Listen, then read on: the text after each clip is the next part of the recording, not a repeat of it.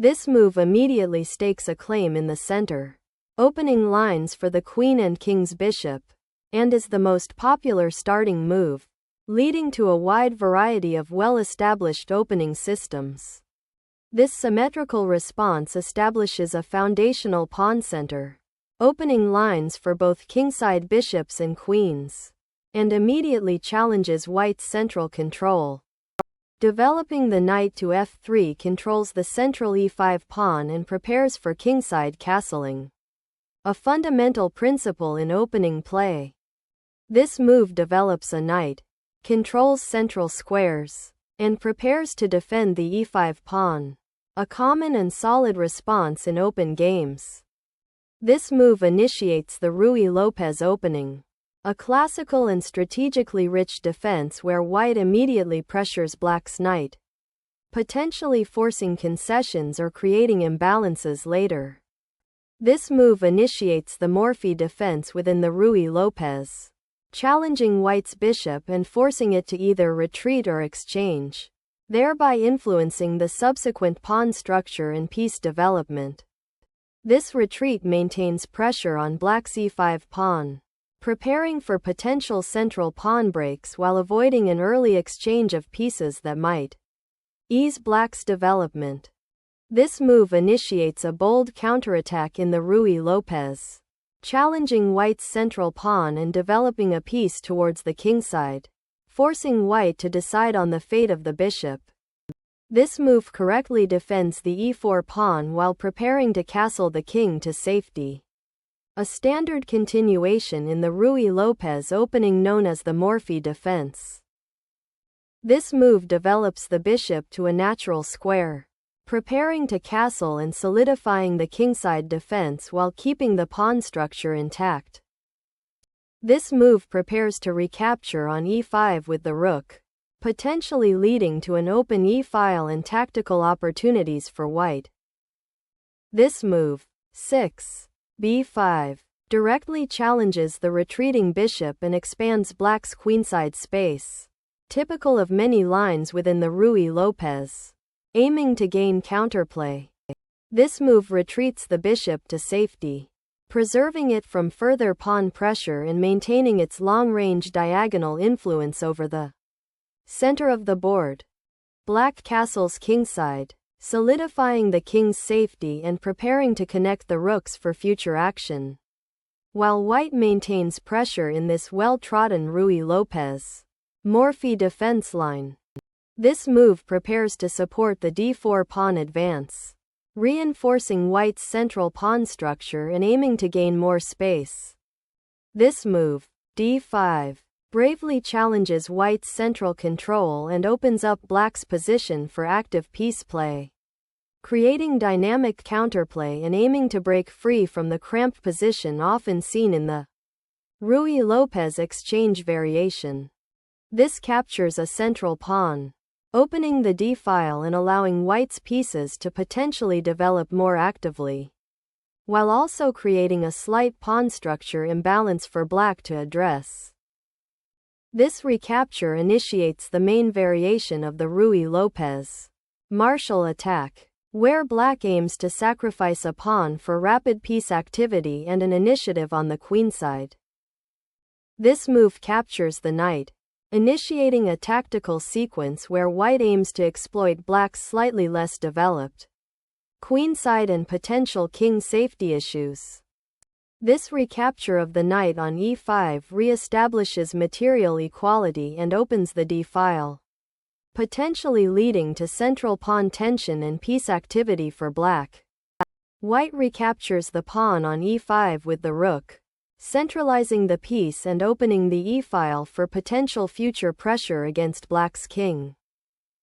This knight move re-establishes control over the central square d5 and prepares to recapture the pawn on e5, aiming to equalize material and simplify the position.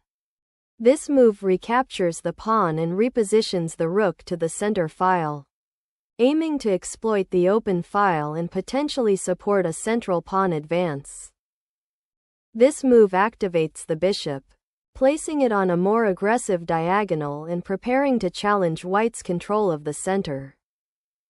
This move preemptively defends against the pawn lever, bg4, preventing a potential disruption of white's central pawn structure and freeing the bishop from potential attack. This move injects immediate tactical tension by attacking white's vulnerable f2 square, forcing a careful response and potentially disrupting white's defensive structure. The move qf3 is a positional maneuver to defend the bishop on b3, prevent bg4 from becoming a decisive threat, and prepare to contest the d-file, all while keeping the central tension unresolved. This move, 14, qh4, aims to exploit the pinned knight on f6 and the vulnerable position of white's queen, creating immediate threats against the g2 pawn and potentially threatening a queen sacrifice on h3. This move, d4, aims to regain central space and open lines for white's pieces, particularly the queen's bishop, after black's aggressive piece play.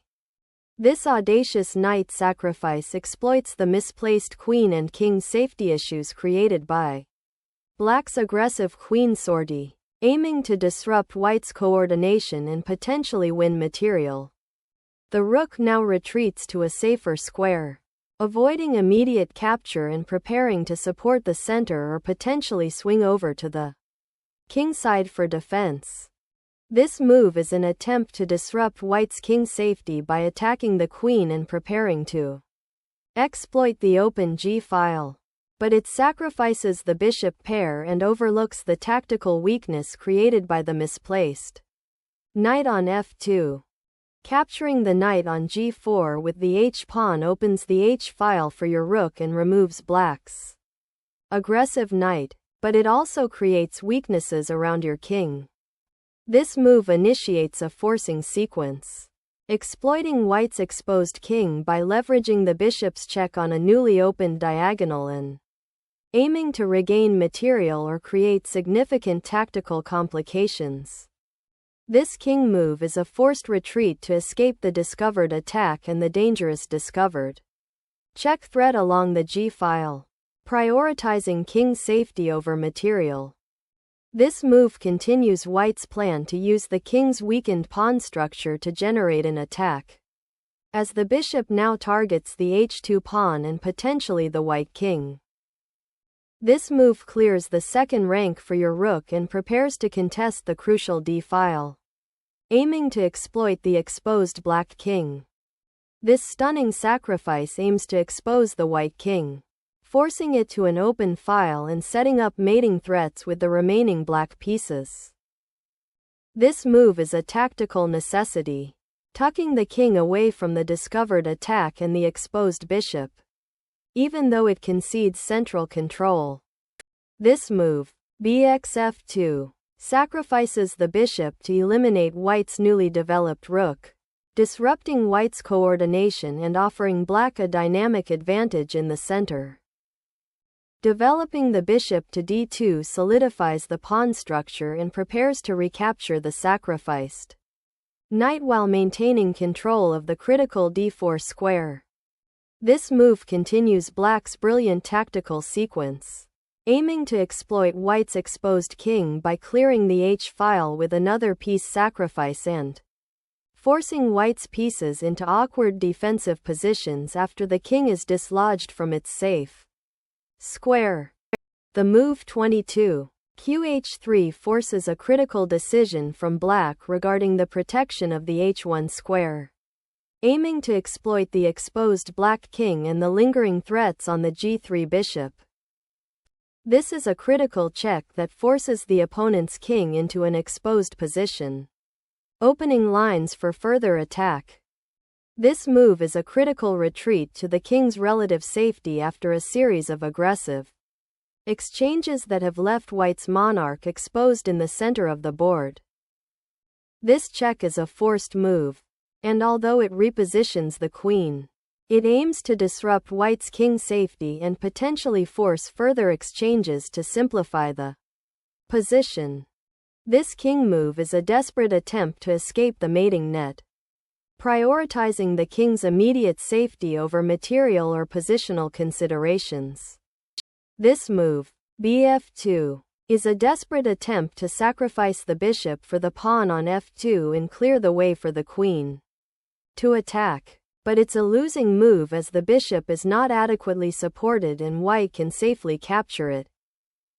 This move seeks to defend the vulnerable g2 pawn and potentially attack the black queen, aiming to disrupt black's aggressive setup by forcing exchanges or creating counterplay. The move qg1 is a clear attempt to simplify the position by trading queens, which would be advantageous for black given the currently exposed white king and the advanced dark squared bishop. This move, bd5, attempts to block the open diagonal leading to black's king, while simultaneously preparing to defend the f2 pawn and potentially challenge black's active pieces. This pawn advance boldly challenges white's central pawn presence and opens lines for black's pieces, aiming to disrupt white's harmonious development and create counterplay. This capture resolves the tension in the center, opening up the d-file for potential piece activity and freeing the bishop on d2, which now has clearer lines of operation. This recapture on c5 is a logical reaction, aiming to stabilize the pawn structure and regain material equality after white's aggressive pawn capture. This move aims to solidify white's queenside pawn structure and potentially restrict black's bishop on circa 5, although it also creates a backward pawn on c3 that could become a target later.